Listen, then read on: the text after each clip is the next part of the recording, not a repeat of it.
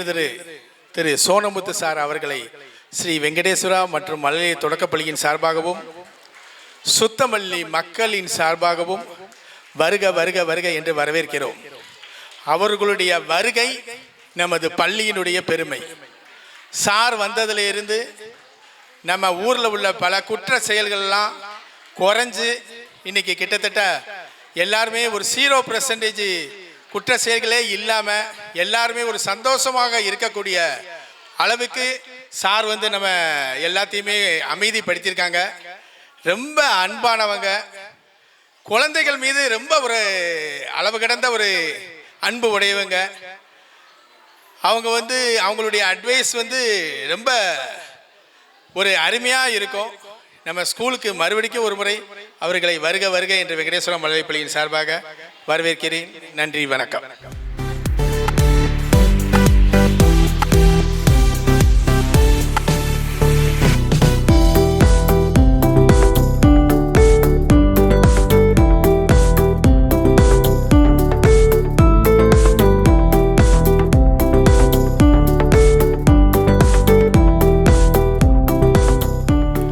பெருமதிப்புக்குரிய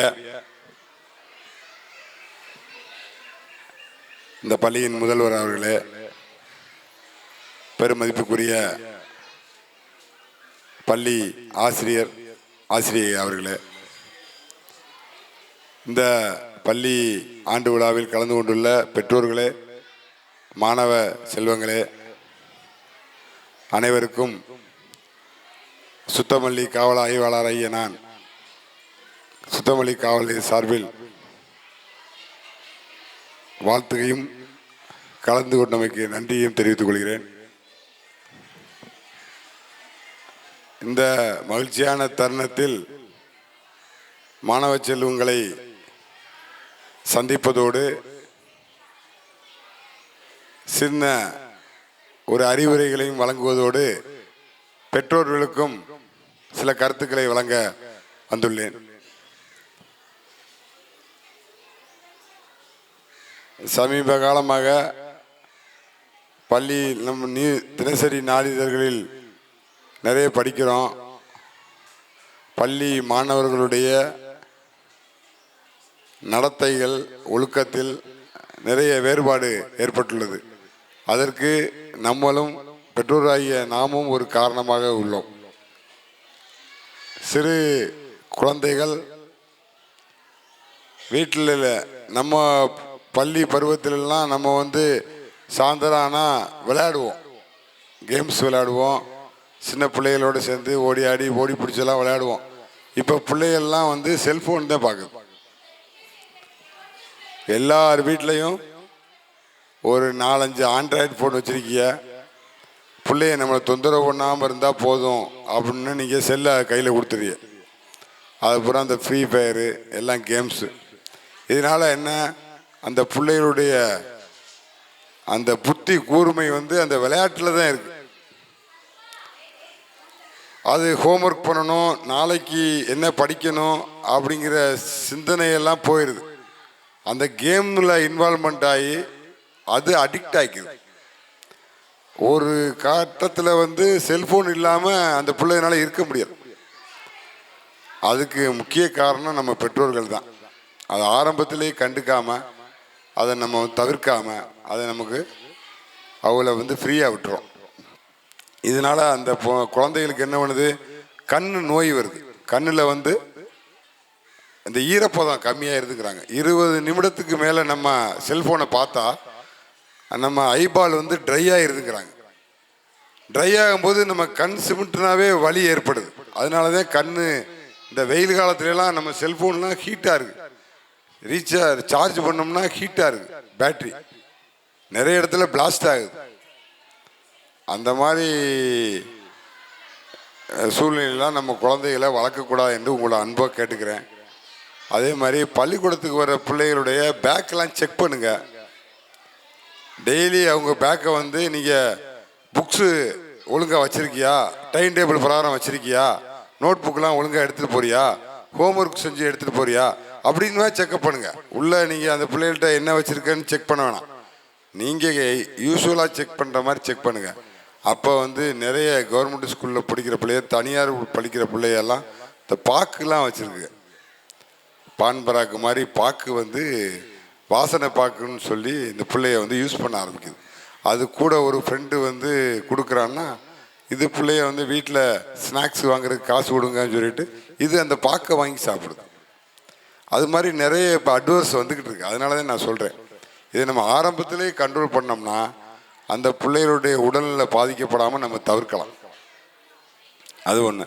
ரெண்டாவது, பேரண்ட்ஸ் மீட்டிங்க்கெலாம் வாங்க, நேராக வந்து டீச்சரை, கிளாஸ் டீச்சரை வந்து பார்த்து நம்ம பிள்ளைகளுடைய படிப்பு எப்படி இருக்குது, கிளாஸில் ஒழுங்காக இருக்கானா, கவனிக்கிறானா, ஹோம்ஒர்க் ஒழுங்காக பண்ணிட்டு வர்றான், ஸ்டாண்டர்டாக இருக்கா அப்படின்னு நீங்கள் வந்து பேரண்ட்ஸ் மீட்டிங்லாம் அட்டன் பண்ணுங்கள். அவங்க வந்து டீச்சர்ஸ்லாம் கரெக்டாக பேரண்ட்ஸ் மீட்டிங்லாம் கண்டக்ட் பண்ணிடுவாங்க. நீங்கள் அதுக்கு அவாய்ட் பண்ணாமல் ரெகுலராக வந்து அவங்களுக்கு ஒரு பூஸ்டாக இருக்கும். டீச்சருமே வந்து சரி எல்லா பேரண்ட்ஸ் வந்து கேட்குறாங்க, நம்ம அந்த பிள்ளைய கொஞ்சம் கவனிப்போம் அப்படின்னு வாட்ச் பண்ணுவாங்க. பர்டிகுலராக உங்களுடைய ஒவ்வொரு பிள்ளைகளையும் அவங்க கண்காணிக்கக்கூடிய ஒரு வாய்ப்பு அமையும். அதனால பேரண்ட்ஸ் வந்து குழந்தைகளை நம்ம சரி ஸ்கூலுக்கு காலையில் சமைச்சு அனுப்பிச்சிட்டோம் அப்படிங்கிற ஒரு நம்ம கடமை முடிஞ்சு போச்சு அப்படின்னு நினைக்காம ஸ்கூல் கரெக்டாக போனானா, அட்டெண்டன்ஸ் வந்தானா. இப்போ எல்லா ஸ்கூலுக்கும் வந்து ஸ்டூடெண்ட் வந்துட்டாவே நமக்கு செல்லில் மெசேஜ் வந்துடுது அட்டன் பண்ணுறான் அப்படின்னு. இல்லை ஆப்சண்ட் ஆனால் மெசேஜ் வந்துடுது. அதையாச்சும் பார்க்குறோம். நீங்கள் பிள்ளை ஆப்சண்ட் ஆகிருக்கானே, இன்னைக்கு என்ன, ஏன் போகலை, அதெல்லாம் கண்காணிக்கணும். அதே மாதிரி ஈவினிங் கரெக்டாக ஸ்கூல் விட்டுறோன்னு நேராக வர்றானா, எத்தனை மணிக்கு ஸ்கூல் விடு, ஸ்கூலுக்கு வந்து நம்ம ட்ராவலிங் டைம், நம்ம வீட்டுக்கும் அந்த ஸ்கூலுக்கும் எவ்வளோ தூரம், 10 நிமிஷத்தில் வீட்டுக்கு வர்றானா, இல்லை வேறு எங்கேயும் ஃப்ரெண்ட்ஸோடு இருந்து பேசிட்டு வர்றானா, அதை ஆரம்பத்திலேயே கண்காணிக்க வேண்டும். அப்போ வந்து பிள்ளைகளுடைய நம்ம பேரண்ட்ஸ் கேட்ட உடனே இந்த பிள்ளைய வந்து சரி அப்பா தேடுறாங்க, அம்மா தேடுறாங்கன்னு சொல்லி வீட்டுக்கு வந்துடும். அதே மாதிரி பிள்ளைகள்கிட்ட கண்டிப்பாக இருக்கக்கூடாது. பிள்ளைகள்கிட்ட வந்து அன்பு செலுத்தணும். நம்ம அன்பை மீறி அந்த பிள்ளைய வேறு அன்புக்கு தேடி போகக்கூடாது. பெற்றோர்களுடைய அன்பை மீறி அந்த பிள்ளைகளுக்கு வேறு அந்த இடத்துலையும் அன்பு கிடைக்கக்கூடாது. அந்த அளவுக்கு நம்ம அவங்க மேலே அன்பு செலுத்தணும். கண்டிக்கிறதே வந்து நம்ம ரொம்ப அடித்து உதைக்கிறோன்னா அந்த காலத்து பிள்ளையெல்லாம் கேட்காது. நம்ம குடும்ப கஷ்டத்தை சொல்லி ஆரம்பத்திலே சொல்லி, இல்லை இப்படி இருக்கட்டுப்பா, இப்படி இதாரு டீச்சர்ஸ் என்னை கூப்பிட்டு கேட்குற மாதிரி வச்சுக்க கூடாது அப்படின்னு சொல்லி அன்பை சொல்லி இந்த பிள்ளைகளை நீங்கள் கண்காணித்து வளர்க்கணும். அதான் பேரண்ட்ஸுக்கு. குழந்தைகளுக்கு நான் சொல்லக்கூடிய அட்வைஸ் என்னென்னா, நம்ம கிளாஸில் எல்லாரும் நல்ல பசங்க தான், புரியுதா? அதனால் எல்லாரோடையும் நம்ம சகஜமாக பழகணும், எல்லாரோடையும் வித்தியாசமாக பழகக்கூடாது, யார்கிட்டையும் சண்டை போட்டுக்கக்கூடாது, யாரையும் வேறுபாடாக நினைக்கக்கூடாது, அவங்க கஷ்டப்படுறாங்க நம்ம வசதியாக இருக்கோம் அப்படிலாம் நினைக்கக்கூடாது. நீங்கள் நமக்கு கடவுள் இந்த பள்ளிக்கூடத்தில் நமக்கு படிக்க வச்சிருக்கிறாரு, எவ்வளவோ பேர் படிக்க வசதி இருந்து அதுக்குள்ள அறிவு இருந்து படிக்க முடியாமல் இருக்காங்க, நம்மளை படிக்க வச்சுருக்காங்க கடவுள், அவருக்கு நம்ம நன்றி சொல்லணும் அப்படின்னு சொல்லிட்டு நீங்கள் படிக்கணும், நல்லா படிக்கணும். ஆசிரியர் சொல்கிறத கவனிக்கணும். கிளாஸில் கவனித்தா தான் நமக்கு மனசில் பதியும். மனசில் பதிஞ்சால் நீங்கள் படிக்க வேண்டிய அவசியமே இல்லை. ஜஸ்ட்டு நீங்கள் எக்ஸாம் டயத்தில் ஒரு ரீட் பண்ணால் போதும், அது மனசில் அப்படியே பதிஞ்சிருக்கிறது வெளியில் வந்துடும். அதனால் பெற்றோர்கள் சொல்கிறத கேட்கணும், மதிக்கணும், ஆசிரியரை மதிக்கணும். ஆசிரியர்களுக்கு வந்து காலையில் மார்னிங் வரும்போது good morning teacher, thanks teacher, அது மாதிரி அந்த பழக்க வழக்கத்தை உருவாக்கணும். ஆசிரியர் மேலே அளவு கடந்த அன்பை மரியாதையை நீங்கள் கொண்டு வரணும். அப்போ வந்து உங்களுக்கு கல்வி அறிவு ஆட்டோமேட்டிக்காக வரும். அதான் மாதா பிதா குரு 3rd ஸ்டேஜ். அதுக்கப்புறம் தான் தெய்வம். நம்மளை வந்து பெற்றவங்க வந்து கடவுள், அப்பா வழிநடத்தி கொண்டு வர கடவுள், அதுக்கடுத்து உங்களை மோல்டு பண்ணுறது ஆசிரியர் தான். ஆசிரியர் தான் உங்களை ஷேப் பண்ணுறாரு. அவங்க வந்து உங்கள் பெற்று வளர்த்து ஒரு ஸ்கூலில் கொடுக்குறாங்க. அந்த காலத்தில் குருகுலம் மாதிரி, குருகுலத்தில் இருக்கு எல்லா பயிற்சியும் அளிக்கிறதுக்கு தான் குருகுலம். அதே மாதிரி தான் இப்போ பள்ளிக்கூடம். பள்ளிக்கூடத்தில் வந்து அந்த குழந்தைய ஷேப் பண்ணி அது சொசைட்டியில் நல்ல ஒரு மாணவனாக, ஒரு நல்ல ஒரு அதிகாரியாக உருவாக்குறாங்க.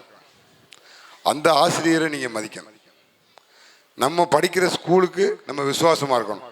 அங்கே இந்த பெஞ்சில் கிறுக்கிறது, வாலில் கிறுக்கிறது, செவத்தில் கிறுக்கிறது, அது மாதிரி இருக்கிறது டிசிப்ளின்லாம் வளரணும். டிசிப்ளினாக வளரும்போது நமக்கு ஆட்டோமேட்டிக்காக கல்வி அறிவு தன்னால் வந்துடும், கடவுளுடைய அனுகிரகம் கிடைச்சிடும். புரியுதா? அதனால் மாணவர்கள் வந்து வீட்டுக்கு ஸ்கூல் முடிஞ்ச உடனே அம்மா அப்பாவுக்கு ஹெல்ப்பாக இருக்கணும். உடனே செல்ஃபோனை பார்த்துட்டு உட்காரக்கூடாது, செல்ஃபோன் பார்க்கவே கூடாது. புரியுதா? அதை சபதமாக ஏற்றுக்கணும். நம்ம வந்து செல்ஃபோன் வந்து காலேஜ் படிக்கும்போது உங்களுக்கு செல்ஃபோன் தேவைப்படும். செல்ஃபோனில் தான் நீங்கள் படிக்க போறீங்க, அப்போ பார்த்துக்கலாம். நீங்கள் இந்த குழந்தை பருவத்தில் செல்ஃபோன் பார்க்கக்கூடாது. அதே மாதிரி இந்த பாக்கு அதெல்லாம் நீங்கள் வந்து தேவையில்லாத ஒரு பொருளை வாங்கி நீங்கள் டேஸ்ட் பண்ணணும், நல்லாயிருக்கும் அப்படிங்கிற மாதிரிலாம் நீங்கள் நினைக்கக்கூடாது. சத்துள்ள உணவுத்தை நீங்கள் சாப்பிடணும். தெருவில் விற்கிற கூல்ட்ரிங்க்ஸ்லாம் வாங்கி குடிக்கக்கூடாது. தேவையில்லாமல் இந்த புது புது கம்பெனி பேரில் வர சாக்லேட்லாம் சாப்பிடக்கூடாது. சாக்லேட் சாப்பிட்டா பல்லு சுத்தப்பல்லாயிரும். அப்புறம் எதுக்கு சாப்பிடணும்? அதனால் பெற்றோர்களை வந்து நீ அதை வாங்கித்தா இதை வாங்கித்தான்னு நச்சரிக்கக்கூடாது. வீட்டில் வந்து பெற்றோர் பேச்சை கேட்கணும், ஆசிரியர் சொல்லிக் கொடுக்குற பாடத்தை படிக்கணும், நல்ல மாணவராக நீங்கள் உருவாகணும். புரியுதா? இதுக்கு அன்பான வேண்டுகோள். எனக்கு ஆடியோ மீட்டிங் இருக்குது, அதனால தான் நான் அவசரமாக வந்தேன், கிளம்ப வேண்டியிருக்கு. இன்னொரு நாள் நம்ம பேரண்ட்ஸ் மீட்டிங்கில் சந்திக்கலாம். நன்றி, வணக்கம்.